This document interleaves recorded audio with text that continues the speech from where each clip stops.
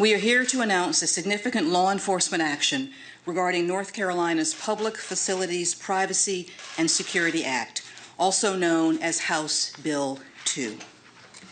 Now, the North Carolina General Assembly passed House Bill 2 in special session on March 23rd of this year.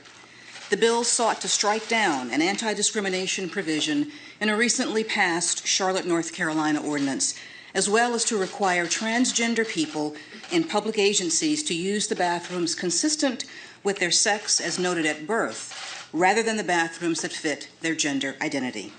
The bill was signed into law that same day. And in so doing, the legislature and the governor placed North Carolina in direct opposition to federal laws prohibiting discrimination on the basis of sex and gender identity.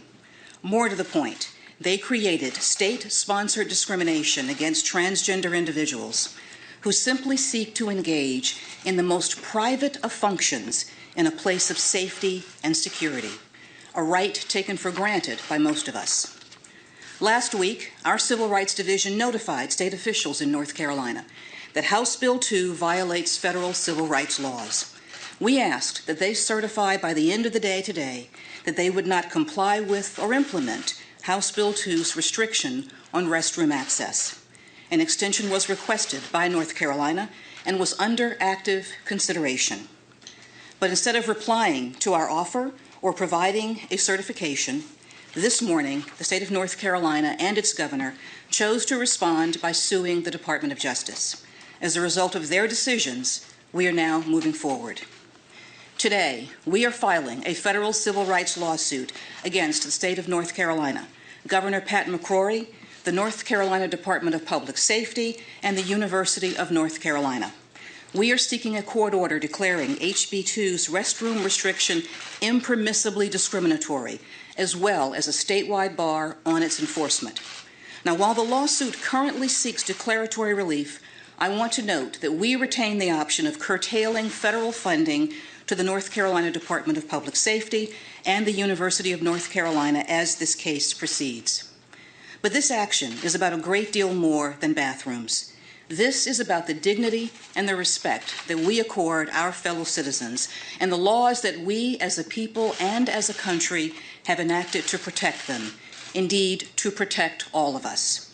And it's about the founding ideals that have led this country, haltingly but inexorably, in the direction of fairness, inclusion, and equality for all Americans. This is not the first time that we have seen discriminatory responses to historic moments of progress for our nation. We saw it in the Jim Crow laws that followed the Emancipation Proclamation. We saw it in the fierce and widespread resistance to Brown v. Board of Education, and we saw it in the proliferation of state bans on same-sex unions that were intended to stifle any hope that gay and lesbian Americans might one day be afforded the right to marry.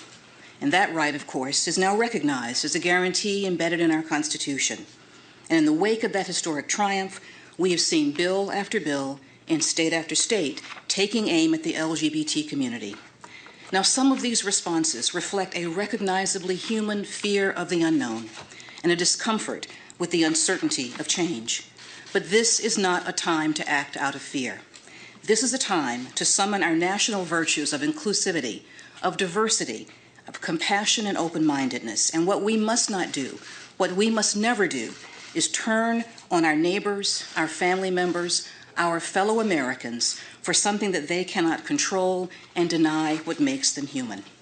And this is why none of us can stand by when a state enters the business of legislating identity and insists that a person pretend to be something or someone that they are not, or invents a problem that does not exist as a pretext for discrimination and harassment.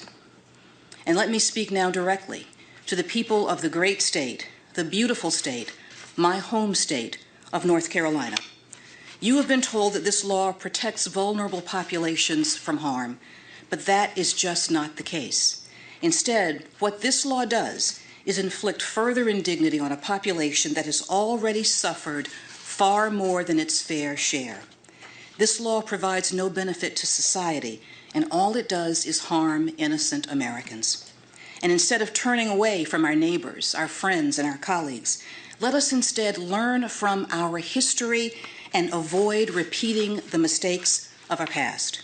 And let us reflect on the obvious but often neglected lesson that state-sanctioned discrimination never looks good and never works in hindsight. It was not so very long ago that states, including North Carolina, had other signs above restrooms, water fountains, and on public accommodations, keeping people out based on a distinction without a difference. We've moved beyond those dark days, but not without a tremendous amount of pain and suffering and an ongoing fight to keep moving forward. Let us write a different story this time. Let us not act out of fear and misunderstanding, but out of the values of inclusion and diversity and regard for all that make our country great.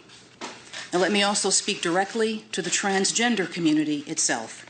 Some of you have lived freely for decades, and others of you are still wondering how you can possibly live the lives that you were born to lead.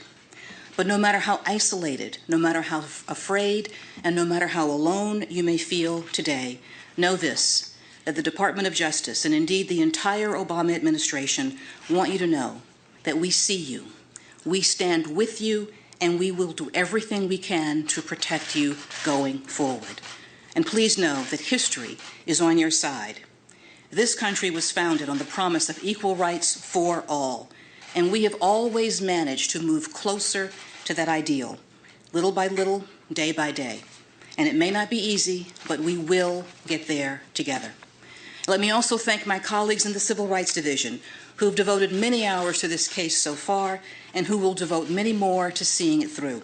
And at this time, I will turn the podium over to Vanita Gupta, whose determined leadership on this and so many other issues has been essential to the Justice Department's work.